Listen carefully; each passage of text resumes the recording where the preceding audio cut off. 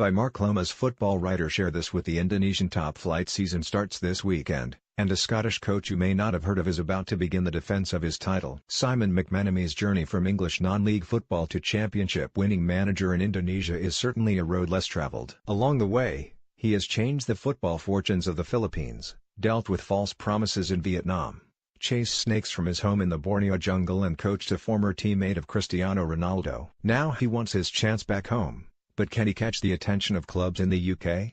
The story began in West Sussex back in 2010, when McMenemy had a chance Facebook conversation with two Filipino brothers, Simon and Paul Greatwich, who he had coached at Burgess Hill Town in the 8th tier of English football. The pair told him that the Philippines national team job was vacant and McMenemy, despite being the 32-year-old assistant manager of non-league Worthing, audaciously threw his hat into the ring. Remarkably, the Philippines Football Federation was convinced. He packed his bags and left the south coast of England for Southeast Asia. McMenemy's first task was to guide the Philippines to the 2010 AFF Suzuki Cup, the region's major international championship. The team was nicknamed the Azkuls, after the mongrel dogs that roam the country's streets, and it was a fitting moniker given their lowly football standing. Under the Scot, however, they flourished. He led the Philippines all the way to the semi-finals, where they fell narrowly to Indonesia.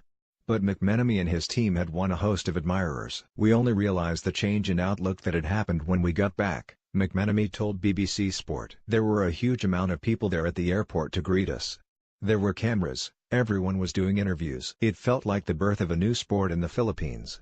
It really changed the football landscape. The last 6 or 7 years since that happened, football has exploded. There's now a professional league up and running, and the club that wins the league qualifies for the Asian Champions League. That all stemmed from our success. We were the snowball pushed off the top of the cliff. It really was a fairy tale."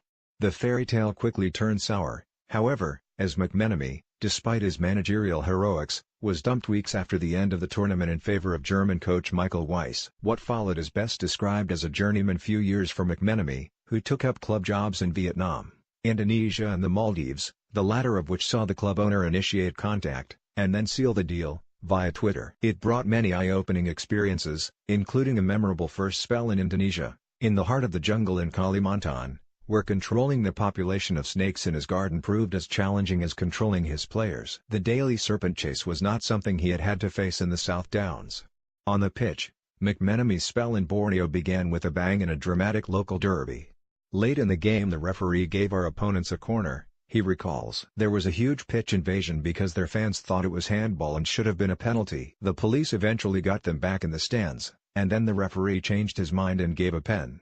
Our goalkeeper saved it and, of course, there was another pitch invasion. It was carnage. We were pushed into the center circle and armed police surrounded us as a full-scale riot with 15,000 fans happened around us." Just another day in the Indonesian league. The chaos of that first match was indicative of what was to come as the job in Borneo, and another in Java, ended prematurely.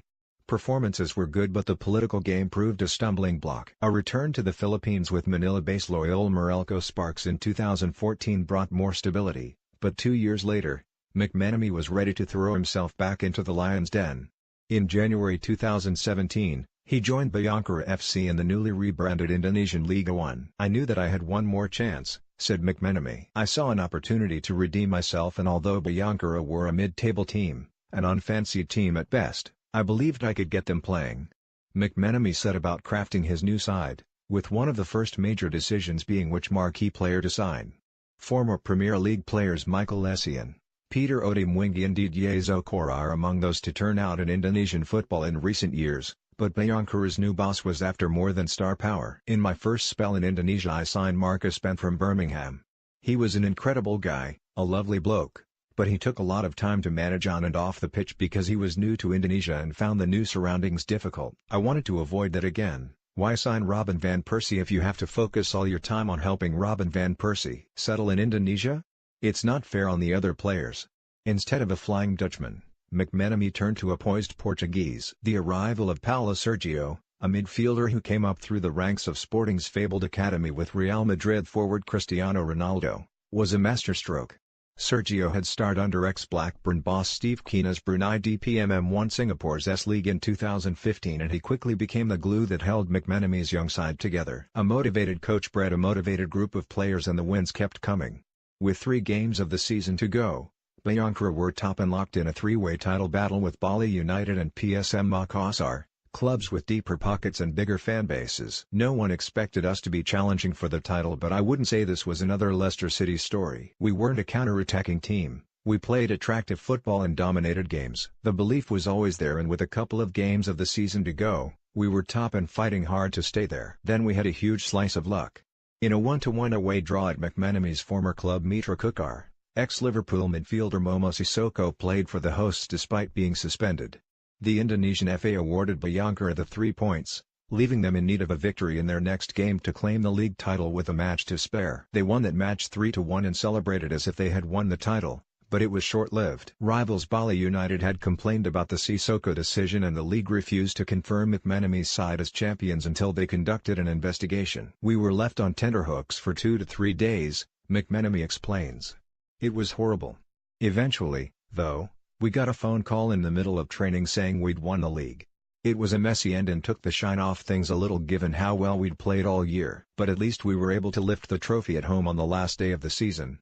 McMenemy became the first British coach to win the Indonesian Championship and, more importantly, finally proved that his initial success with the Philippines had been no fluke. "It was an incredible relief. I still have a tweet on my phone that I saved from the day I arrived at Bayankara. It said, 'Coach, you've been here twice. Why would you come back? #loser. That served as great motivation. Everything I learned over the past 7 years, the failures and successes, all the different cultures and ideas, came together to help shape the title win.'" McMenemy is now busy preparing for the new season, having turned down job offers from Malaysia, Thailand and even South Africa. The Scots' reputation is clearly growing. He was recently named 442 Southeast Asia's Coach of the Year, but he is yet to capture the attention of clubs back in the UK. New jobs for Roy Hodgson, David Moyes and Sam Allardyce in recent months, at Crystal Palace, West Ham and Everton respectively, show that some Premier League clubs still have a penchant for the familiar. But McMenemy is hopeful a time will come when club owners in general are more outward-looking in their managerial choices. "I honestly don't mind that no one at home knows who I am, but I do think there is a fundamental problem with the culture," he added. "There are a lot of disheartened young coaches who can't get a look in because there is still that old school, insular circle of coaches just swapping positions. Where's the new blood? Why aren't we learning from countries like Germany, where new young coaches seem to pop up and enjoy success every year?" "A few years ago I sent across my CV for the Clyde job and spoke to the chairman on the phone. He said, 'It's very impressive, but you have never done anything in Scotland.' I get that he was stating the facts, but I had managed a national team in front of 90,000 people in the semi-final of a tournament. Hopefully a time will come when I can put my CV in for a job next to the latest England international who's just retired. And people will think, this guy has done a lot, let's give him a chance. I know my name might not open doors, but maybe one day my football experiences will." Share this with